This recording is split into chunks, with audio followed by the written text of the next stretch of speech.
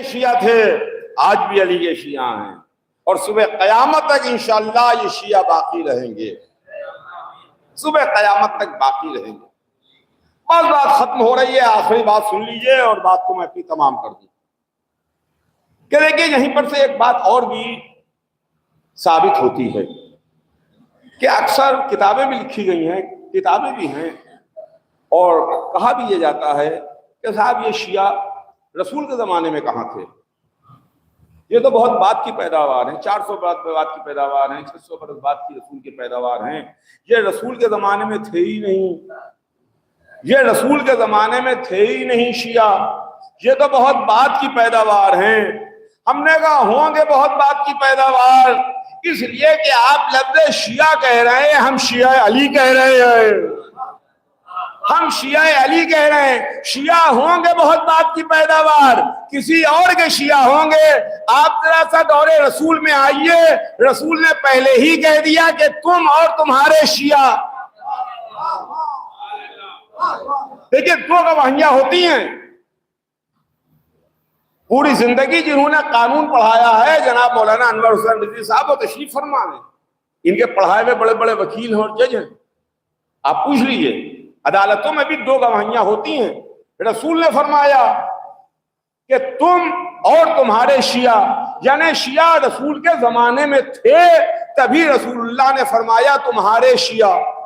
یہ ایک گواہی۔ دوسری گواہی کیا ہے؟ رسول کے چند برس کے بعد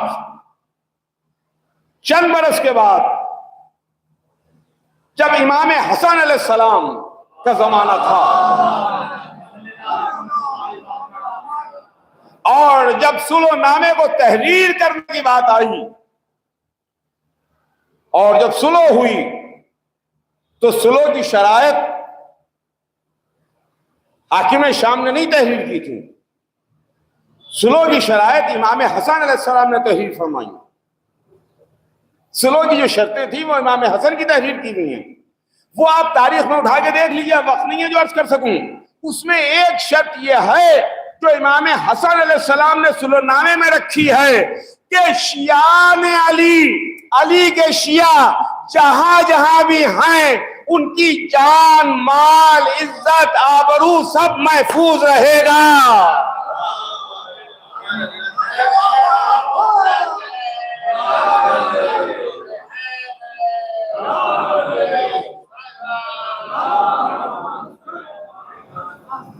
جہاں جہاں بھی علی کے شیعہ ہیں ان کی جان، مال، عزت و آبرو سب محفوظ رہے گا۔ اما اگر 400 بعد کی پیداوار ہوتے تو سن 50 ہجری سے پہلے امام حسن کیوں تحریر کر دیتے؟ ایک صلوات بھیج دے محمد آل محمد۔ تو عزیزان گرامی، بہرحال ہم کو کبھی کبھی اپنے متعلق بھی معلوم ہونا چاہیے ہے کہ ایک طرف اگر ہماری یہ تاریخ ہے جو خون سے رنگی ہوئی تاریخ ہے، خون آلودہ تاریخ ہے، تو دوسری طرف ہماری یہ تاریخ بھی ہے کہ جہاں حکومتیں ہم سے لڑستی ہیں، ہم سے خوف کھاتی ہیں، جہاں پر ہمارے بغیر کسی کا کام چلتا نہیں ہے، ہمارے بغیر کسی کا کام چلتا نہیں ہے، اس لیے کہ جب تک ہماری مہر نہیں لگ جاتی ہے عالم اسلام میں کچھ بھی اٹیسٹ نہیں ہوتا ہے۔ یہ ہے عزیزان گرامی، بہرحال شیعہ علی کے شیعہ، اس لیے کہ جو علی کے شیعہ ہیں ان کے دل میں علی کی محبت ہے، وہ ولایت کے ماننے والے ہیں، وہ غدیر کے ماننے والے ہیں، وہ اس کے ماننے والے ہیں کہ جہاں اعلان ہوا تھا کہ من کنت مولا ہو فہذا علی المولا، جس کا میں مولا اس کے یہ علی، چند دن کے بعد آنے والی ہے وہ تعلیم۔ لیکن بہرحال بس میں اپنی بات کو مختصر کروں کہ یہ ایک ایصال ثواب کی مجلس ہے، اور سب سے پہلے میں آپ تمام حضرات کا جو یہاں مجلس میں ہیں اور جو کسی سبب نہیں آ سکتے، کیونکہ جد مرحوم فخر الواعظین مولانا مرزا محمد طاہر صاحب اللہ تعالی صلاح کے انتقال کو اس سال 50 برس مکمل ہوئے، تو ہمارے خانوادہ خطیب اکبر نے اس بات کا فیصلہ کیا کہ 50 سالہ یہ جو انتقال کی تاریخ ہے اس کو تھوڑا سا اہتمام کے ساتھ میں ایصال ثواب کیا جائے۔ ہمارے پاس ایصال ثواب کا بہترین ذریعہ ذکر اہل بیت ہے اور فضائل و مصائب اہل بیت۔ اس سلسلے میں ایک مصالمہ جس میں آپ حضرات نے شرکت فرمائی، مصالمہ ہوا، پھر ایک سیمینار ان کی شخصیت کے سلسلے میں ہوا، اور پھر آج یہ ایصال ثواب کی مجلس ہے۔ ہر سال مجلس ایک ہوتی ہے، چند برس سے ادھر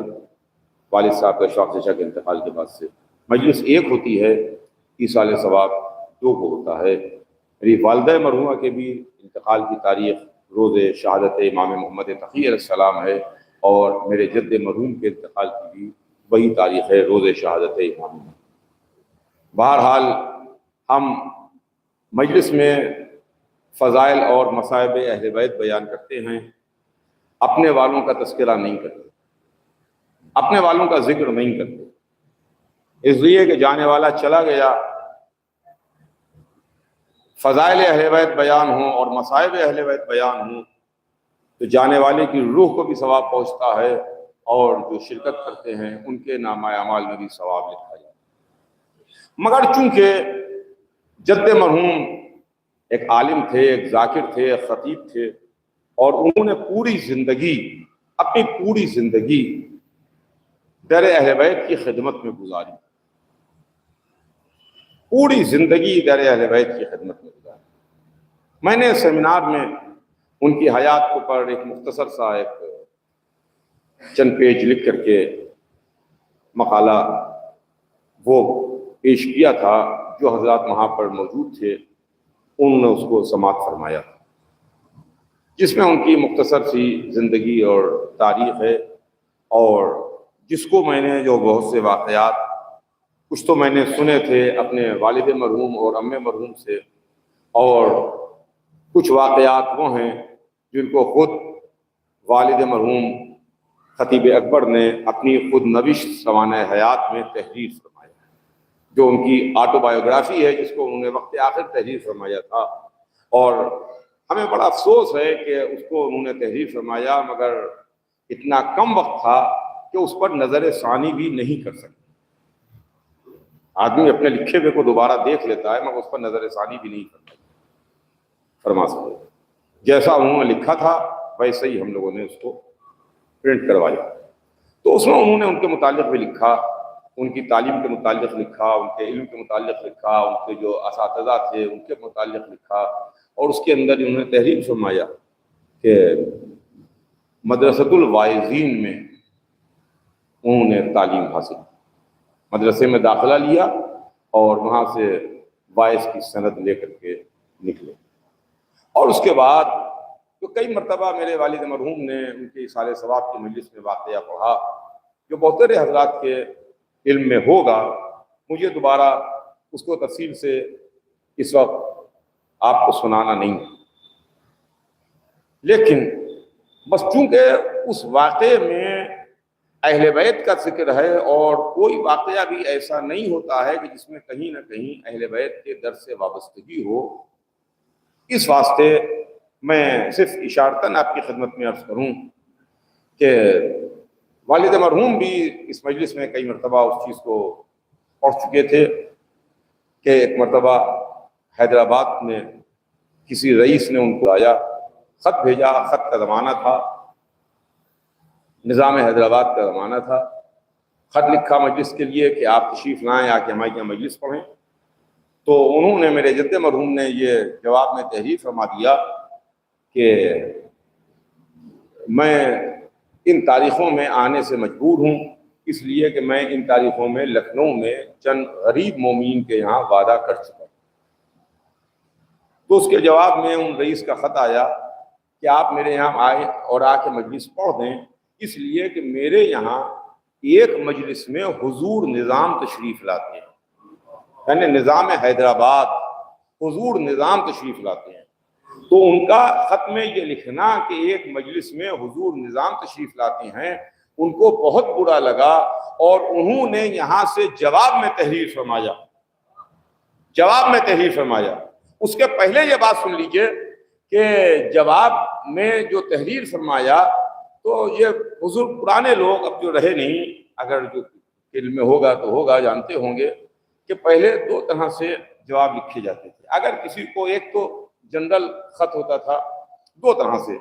اگر باقاعدہ بہت ہی عزت و اہتمام کے ساتھ کسی کو خط لکھنا ہے تو وہ خط لکھ کر کے لفافے میں بند کر کے بھیجا جاتا تھا، ٹکٹ لگا کر کے۔ اور اگر سراسری میں ایسے ہی خط کا جواب دے دیا، اس کے اندر کوئی عزت احترام کی بات نہیں ہے،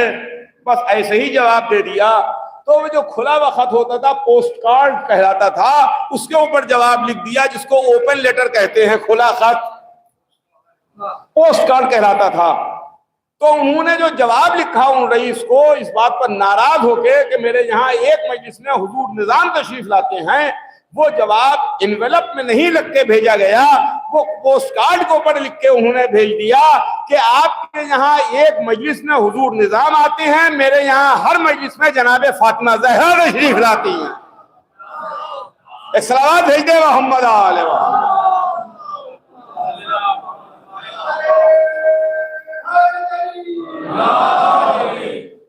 لیکن ایک چیز، چونکہ یہ مجلس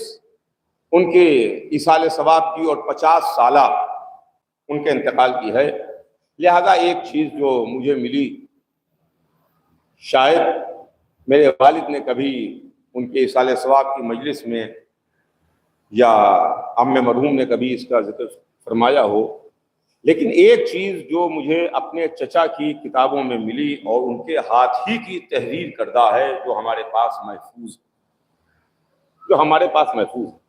وہ یہ ہے کہ وہ بہرحال وہ ایک عالم بھی تھے اور ذاکر بھی تھے، خطیب بھی تھے، اور انہوں نے مختلف مساجد میں جماعتیں بھی قائم کی تھیں۔ جماعت حیا علی خیر العمل جو روضہ کاظمین میں، وہ محلے کاظمین میں جماعت ہے، اس کو بھی میں نے تحریر کیا ہے۔ وہ انہوں نے چند ان کے جو احباب تھے، اس میں سرکار سید الملت مولانا سعید صاحب قبلہ، جناب محمد تقی زیدی صاحب، جناب اچھن صاحب وغیرہ، یہ سب لوگوں نے ساتھ میں مل کر کے ایک جماعت قائم کی۔ اس کا مقصد صرف مساجد میں نماز قائم کرنا تھا اور اماموں کی ولادت اور شہادت کے موقع پر مجالس اور محافل کا اہتمام کرنا تھا۔ چنانچہ آج بھی وہ جماعت موجود ہے، روضہ کاظمین میں اور جنت الدولہ کی کربلا میں اس جماعت کے پروگرام ہوتے ہیں ہر امام کی ولادت و شہادت۔ تو مجھے ایک چیز ملی، بس وہ آپ کی خدمت میں عرض کر کے بات کو میں اپنی تمام کر رہا ہوں، اور وہ یہ تھی کہ ان کے چند اشعار مجھ کو ملے، اور وہ اشعار فارسی زبان میں ہیں، فارسی میں کہے ہوئے۔ وہ اشفاق چچا کی ہاتھ کی تحریر ہے اور ان کے پاس موجود ہیں، جس میں انہوں نے اس چیز کو تحریر کیا ہے، صاف لکھا ہے، اور یہ ہے کہ یہ ان کے والد مرحوم کے اشعار ہیں، جو جب ستمبر 1921 میں یہ سب تحریر ہے کہ آج سے 105 برس پہلے ستمبر 1921 میں جب میرے جد مرحوم زیارت مشہد مقدس سے امام رضا علیہ السلام کی زیارت کر کے واپس تشریف لا رہے تھے، تو ایک مقام ہے ایران میں، وہاں پر جو بیت چند ہے مشرقی ایران میں، وہاں پر انہوں نے یہ اشعار کہے تھے۔ تو وہ میں آپ کی خدمت میں عرض کر کے بس اپنی بات کو تمام کروں، اور وہ اشعار مجھے ملے تو میں نے سوچا میں آپ کی خدمت میں ثواباً عرض کر دوں، جو مدح مولائے کائنات امیر المومنین علیہ السلام نے۔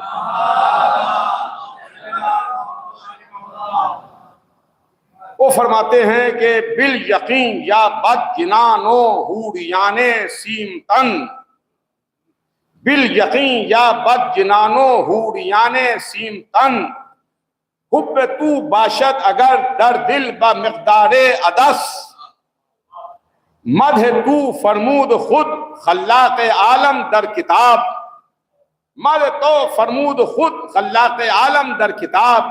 کہ تواند می کند مخلوق آن پیش و پس، در شب معراج دست تو برآمد از حجاب، در شب معراج دست تو برآمد از حجاب، کہ شود در عالم امکان ہمتائے تو کس، کہ تواند طاہر پر معصیت مدحت کند، کہ تواند طاہر پر معصیت مدحت کند، قبطۂ فرمودہ نبی پر تو ہمیں کافیست بس۔ اب یہ تو فارسی کے اشعار تھے، اس کا ترجمہ سن لیجئے۔ پہلے شعر کا ہے بالیقین یا بد جنان و حوریان سیم و تن، یہ ہے کہ مجھے یقین ہے کہ اسے جنت اور چاندی جیسے جسم والی حوریں نصیب ہوں گی، مجھے یقین ہے کہ اسے جنت اور چاندی جیسے جسم والی حوریں نصیب ہوں گی، اگر اے یا علی اے میرے مولا، اگر کسی کے دل میں مسور کے دانے کے برابر کی آپ کی دل محبت ہو، اگر ایک دال کے دانے، مسور کے چنے کی دال کے دانے کے برابر بھی آپ کی محبت ہے دل میں، تو اسے چاندی جیسے جسم والی جنت نصیب ہوگی اور یہ حور نصیب ہوگی چاندی جیسے جسم والی۔ اس کے بعد دوسرا جو شعر ہے مدح تو فرمود خود خلاق عالم در کتاب، اس میں فرماتے ہیں کہ خود خلاق عالم نے آپ کی مدح و ثنا اپنی کتاب یعنی قرآن مجید میں کی ہے، تو یہ کیسے ممکن ہے کہ مخلوق آپ کی مدح میں آنا کانی کرے، پس و پیش کرے؟ یہ کیسے ممکن ہے؟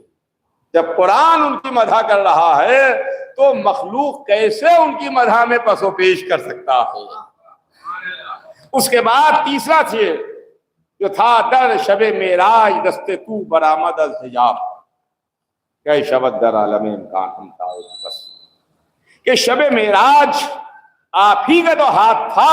جو پردے سے باہر آیا تھا، آپ ہی کا ہاتھ پردے سے باہر آیا تھا، اسی عالم امکان میں کون ہے جو آپ کے مثل اور برابر ہو؟ کون ہے جو آپ کے برابر ہو؟ آپ ہی کا تو ہاتھ آیا تھا۔ اور آخری شعر یہ تھا کہ یہ کیسے ممکن ہے کہ طاہر جیسا گناہگار آپ کی مدح کرے، طاہر جیسا گناہگار آپ کی مدح کرے۔ آپ کے شرف کے لیے تو بس یہی کافی ہے کہ پیغمبر اسلام نے بھی آپ پر ناز اور فخر و مباحات فرمایا ہے۔